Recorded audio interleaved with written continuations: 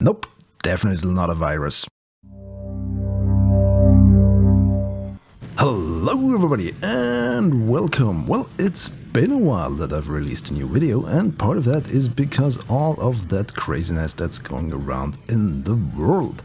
If you are watching from the future, like 2025 or something like that, go on and Google Coronavirus Pandemic 2020 and you'll know what I mean. Everybody else, I hope you all are safe out there and that you're all healthy and that you stay healthy, you and all your relatives as well, and your friends of course too. But we are going to, well, lighten up these dark times with a little bit of Kerbal madness and hopefully also some fun. And therefore we're going to launch this rocket that's staging right here. So this is a big boy rocket, and it also has a big payload in there, which, well, you might have already seen a little glimpse of it before the intro. Whoop, there it is. Yes, it's sort of a space station, but it's a very special space station because its destination is where I have never, and I mean that, never ever have put anything, yes, around the sun. Well, closely around the sun. And in order to do that, we're going to use the help of a little companion, Eve. Well, little, it's the biggest planet there is, aside from Jewel, I think. So what we're going to do is we're going to create an Eve encounter, and it's not very efficient because you can get encounters on the right transfer window with probably almost half of what I'm using here of Delta V.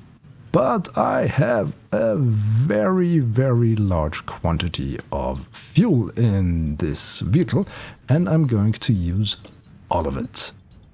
So we have our Eve encounter, and we're using Eve as a gravity assist. Yes, we're going to use it to slingshot around it and create a new orbit. And in order to do that, we're also going to need some propulsion later on. So we ditched our transfer stage. And let's see how this feels for the Kerbals inside. Well, a little bit tumbling, but I think they manage. So yeah, I also included habitation modules with rotors on the inside that would simulate gravity, as you've already seen. But we are now on our way to Eve, and blink and you'll miss it, we're going to make our pass. Boom! That's it. That was really a quick pass, but we changed our orbit around the sun, even closer towards the sun. The idea is to get the periapse low towards the sun, a heliocentric orbit, something, well, everything is heliocentric in here, so never mind that. Okay, what we're going to do now is do another burn at perihelion, actually, and create another pass around Eve to get our orbit even closer around the sun. And we're going to help a little bit with the rest of the fuel in this nuclear-powered stage. And I made a little bit of a mistake, but we'll get to that later. First, behold the magnificence of what is happening right now. You may have already noticed that the aft section that is left over here is full of xenon tanks, and xenon is of course used for ion propulsion, and ion propulsion also needs a lot of electricity to work. So, what's the best way to get electricity? Of course, generate more power. The way we're going to do that, as you can see from the spinning sections of the spaceship, this is sped up significantly, because this took ages, otherwise it would have wobbled around too much. But yeah, we got basically some sort of solar sail, and are now trying to get our orbit lower. The idea is why I put it in this way was that I have all the solar panels that I have available always pointing towards the sun. So I only have to rotate the vessel a little bit and everything is already pointed in the right direction, and I'll have the maximum power generation. Again! Yeah, what I was trying to say before I realized that my periapse was way too low was that these shiny solar panels are now capable of generating the most power that they can in this configuration. You already may have noticed that I deployed the heat shields, and what you will also notice over here that due to a lack of fixation, so to speak, my solar assembly is wobbling around when accelerating. I mean, it does look cool in its own way, but it was not planned to act like this. Yeah, the radiators and the heat shields are already heating up because we are very close to the sun. Earlier I chose a periapse that was below 500 million meters, but this time I chose something around 700 million meters, so 700,000 kilometers above the solar surface. And yeah, that worked out way better. To shield my little Kerbals and not make them fry like fried eggs, I put them inside of the heat shield's shadow. Yeah, these were a lot of burns. I made a lot of ion propulsion burns, all of them around 1,000 meters per second each, and I've sped everything up for your viewing pleasure, about 30,000 times the regular speed. So yeah, thanks to DaVinci Resolve, which I'm using now for video editing, that is no longer a problem, and I enjoy it very much, as you can see here. So we're getting closer and closer, and as you can see here, the amount of ion engines made it necessary to have so many solar panels. All in all, this ion stage had something around 16,000 meters per second of delta V, something like that. So yeah, I came prepared, because you need a lot of delta V to get around the sun. And we're now folding everything back up together, because what I was trying to do here is to get around the other side, because I already lowered my periapse significantly, and then I wanted to unfold them again, and yeah, let's see how that turns out. Not good at all.